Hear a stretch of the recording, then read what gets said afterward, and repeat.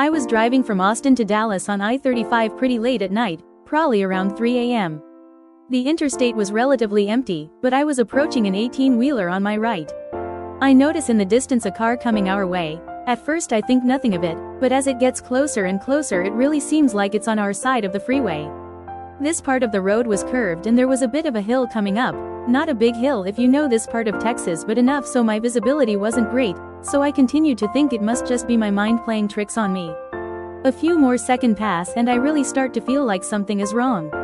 I'm at the point where normally I would be passing the semi-truck, but this other car is making me nervous. I slow down a bit so I'm trailing the truck, and once I crest the hill I realize that yes, this car is flying right towards us in my lane.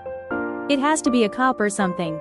I shift over behind the truck, and a few seconds later a red sedan roars past us, confirming that this fuck was indeed on the wrong side of the highway, speeding, and definitely not any sort of law enforcement. If I hadn't slowed down I would have been trapped by the semi, and most certainly dead. I know normally you'd think to yourself, okay sure you should have seen that coming miles away, but tired at 3 a.m., with both a hill and a curve in the road it really was not obvious what was going on until the last minute. The incident still really freaks me out sometimes. Just how close you can come to almost certain death, a few seconds here or a poor decision there. My brother and his friends went out to toilet paper one of their ex-girlfriends, and were walking through the fields to get there. We live in rural Michigan. They walked in front of this really creepy rundown trailer, and once they passed it they heard people stirring in the house. The people who occupied this house thought their house was going to get messed up. So as a natural reaction to such a thing, all the guys in the house break out their shotguns and hop in their truck, and combine and start to run down my brother and his friends.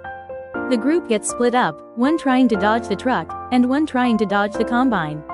The group my brother was in, the one getting chased by the combine, ended up hiding in a field laying in the beans, so the people couldn't see them.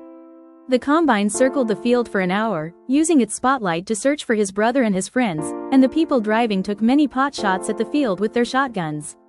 Once they left my brother was able to get someone to come pick him and his friends up.